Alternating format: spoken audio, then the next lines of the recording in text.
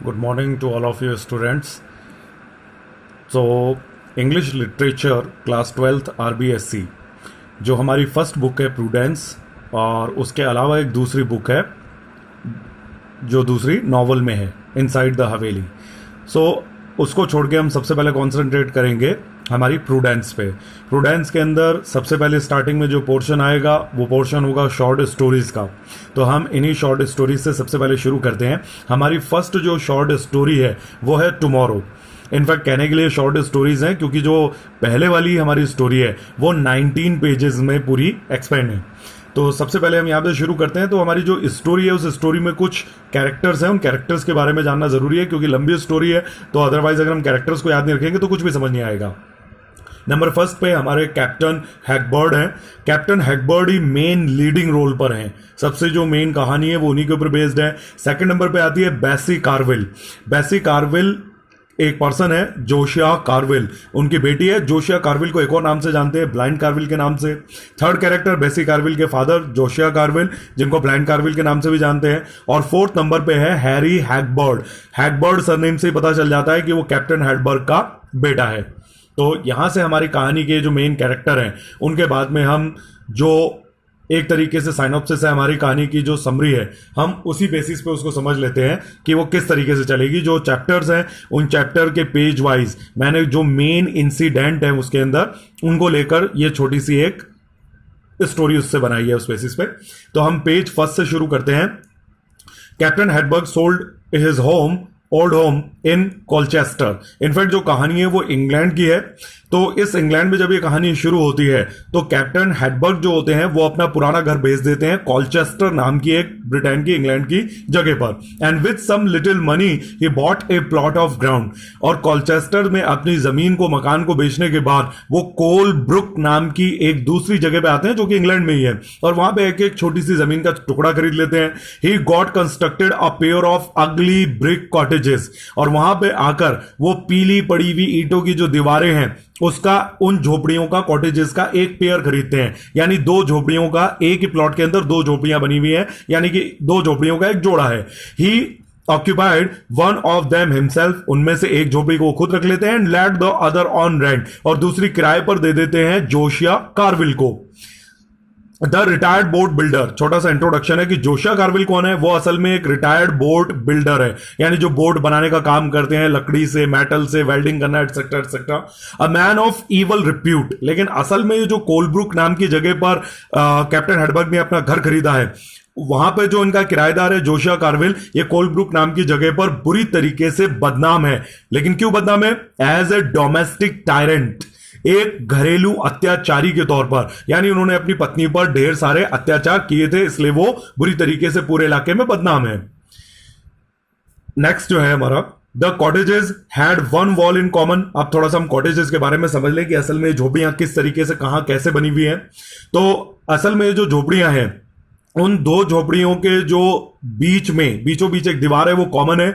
A line of iron railing dividing their front gardens. जैसे कि for example हमें मान लेते हैं कि ये हमारे पास में एक पूरा प्लॉट है और इस प्लॉट के ऊपर एक झोपड़ी यहां पर बनी हुई है और एक झोपड़ी यहां पर बनी हुई है। तो ये, सॉरी, एक दूसरा लेते हैं हम ये ले लेते हैं एक plot.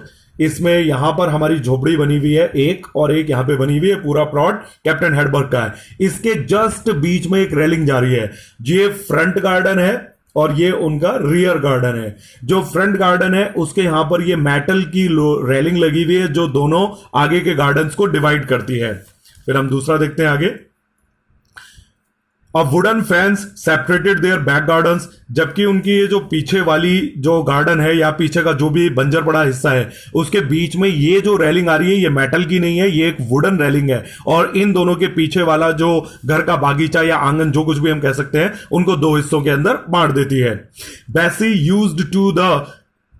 Used to the clothes over the fence for drying. Bessie की एक आदत थी कि वो पीछे वाले घर के पीछे की साइड जो वुडन फैंस थी उसके ऊपर अक्सर अपने कपड़ों को सुखाया करती थी। घर के जो भी कपड़े होते थे, टेबल क्लॉथ वगैरह सारी चीजें। Sometimes captain would remark mildly that it spoiled the fences. कई बार जो कैप्टन हेडबर्ग है वो बड़ी माइल्डली, गुस्से में नहीं, बड़े प्यार से और बड़े आहिस्ता से उसको कहा करते थे कि वैसी इस तरीके से जो ये रेलिंग है वो लकड़ी की रेलिंग पूरी तरीके से खराब हो जाएगी। He used to suggest her to have a clothes line out of her own backyard. अक्सर जो मिस्टर कैप्टन हेडबर्ग है वो अक्सर उसे कहा करते थे वैसे कि क्यों ना तुम अपने इस घर के पीछे की तरफ, यानी अपने गार्डन की जो पीछे वाली साइड है वहां पर क्यों नहीं तुम एक लोहे की कपड़ों की तार डाल लेती और उस पे कपड़े सुखाया करो, यहां मत सुखाओ। But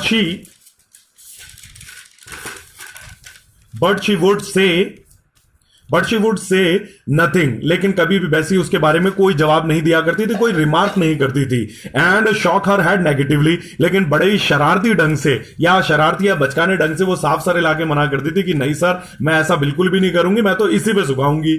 she had cultivated simple flowers, अपने घर की बैक साइड में जो बैसी है उसने कुछ साधारण किस्म के जो फूल वगैरह थे वो उगा रखे थे। Whereas captain had knee deep grass, लेकिन जो कैप्टन हेडबर्ग है उनके घर का जो पीछे वाला हिस्सा था वहां पर घुटनों घुटनों तक की लंबी घास उगी हुई थी। वीड्स, फालतू के जो झंकाड़ होते हैं, खरपतवार होते हैं, वो उगी हुई थी। ही क्लैड इन सेल क्लॉथ, जो यहां पर मिस्टर कैप्टन हेडबर्ग है उनके बारे में बताया जा रहा है कि वो सस्ते किस्म के कपड़े पहना करते थे।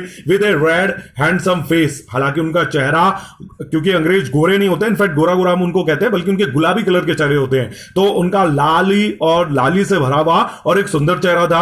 अ ब्लू वैंडरिंग आईज, उनकी नीली और सुंदर कहीं एकांत में दूर भटकती हुई आंखें थी, यानी उनके मन को किसी चीज की तलाश थी। A great white beard flowing to his waist, और उनकी कमर तक लहराती हुई एक सफेद दाढ़ी हुआ करती थी।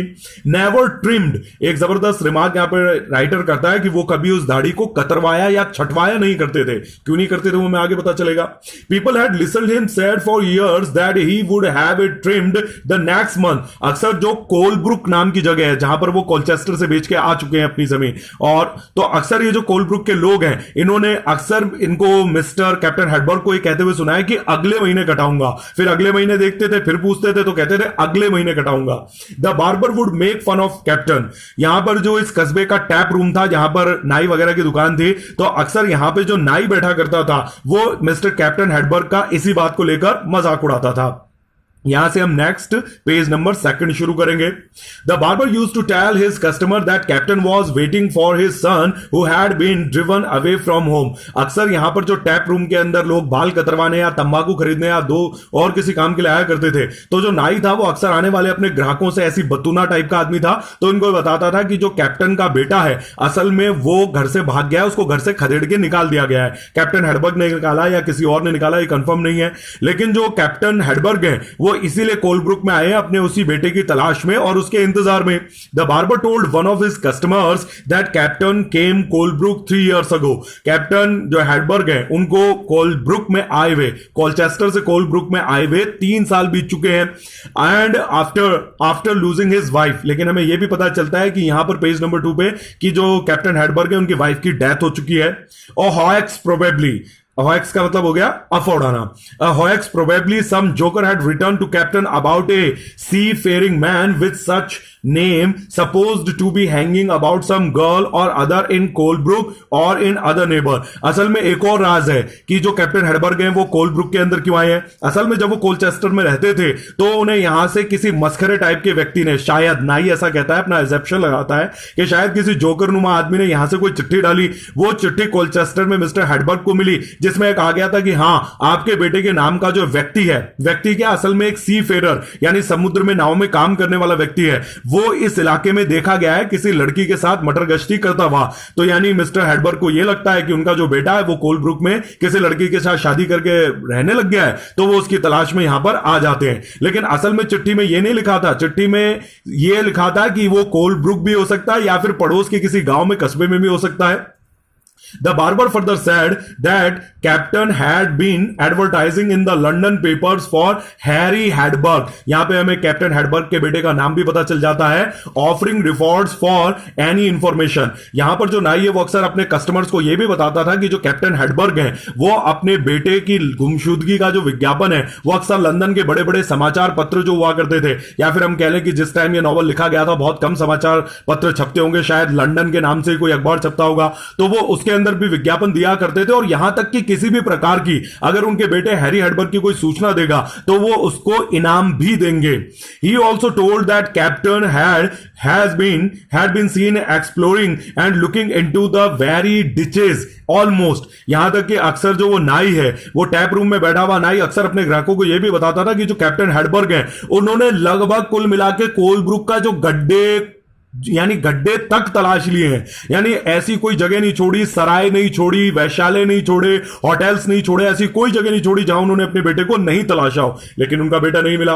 At first in the excitement, जब पहली बार वो उस चिट्ठी को पढ़ के यहां पे आए थे तो बड़े उत्सुक थे और बड़ी तेजी से, बड़े जोश के साथ अपने बेटे को हर जगह तलाशा। देन ग्रोइंग स्लोअर, लेकिन धीरे धीरे उनका ये जो जोश, जो खरोश है, वो जुनून धीरे धीरे करके डाउन होता रहा। He could not even tell plainly how his son looked. अक्सर लोग कई बार पूछ भी लेते थे कि अरे यार हमें भी तो बताओ आपका बेटा दिखता कैसा है, लेकिन बेचारे कैप्टन किस मुंह से बताए उनका बेटा कैसा दिखता है। उनके बेटे को घर से भागे हुए 2 साल, 3 साल, 4 साल, 5 साल, पता नहीं कितने साल हो चुके हैं, उसका चेहरा मोहरा सब कुछ बदल गया होगा। तो अक्सर जब लोग पूछते तो वो अपने बेटे के चेहरे के बारे में, जो ठीक चेहरा मोहरा है, वो भी बताने में हमेशा असक्षम रहते थे। According to the barber, the shock of this disappointment soon after the loss of Hedberg's wife had driven him crazy। अक्सर जो नाई है वो ग्राहकों को यह भी बताता था कि शायद एक तो उनकी बीवी की मृत्यु और दूसरी जो कैप्टन हेडबर्ग अब की लाचारी थी कि वो अपने बेटे का चेहरा मोहरा भी किसी को नहीं बता सकते थे, तो शायद इन दोनों चीजों की मार रही होगी कि वो बेचारे अपना मानसिक संतुलन खो बैठे। After a time the captain abandoned the active search, और कुछ ही समय के बाद में जो कैप्टन हेडबर्ग थे, अब उन्होंने अपने बेटे की जो जोश खरोश से तलाश थी उसको कुछ टाइम बाद बंद कर दिया। And settled in Colebrook to wait for his son, और अपने बेटे के इंतजार में वो वहीं पर कोलब्रुक में सेटल हो गए। कॉलचेस्टर में अपना घर बेच दिया और यहां पे वो 2 झोपड़ियों वाला एक मकान खरीद लिया, ताकि उनको ये लगा कि कभी भी उनका बेटा अगर यहां पे आएगा तो वो अपने बेटे से मिल लेंगे। The barber was showing off his strength of mind in the midst of the laughter that stock the tap room. ये जब बातें वो अपने किसी ग्राहक को बता रहा था तो उस समय उसका जो ग्राहक है वो बाल कटवाने के लिए, शेविंग करवाने के लिए, सस्ते किस्म की शेविंग करवाने के लिए उस नाई की दुकान में टैप रूम में बैठा हुआ था। ये बातें कहते ही जो हमारा वो नाई है वो ठहाके लगा के हंसने लगता है। सो यहां पे हमारा पेज नंबर 2 का एंड होता है। जल्दी हम पेज नंबर 3 से शुरू करेंगे, but don't forget to like, share and press the bell icon of the channel. Thank you and good luck.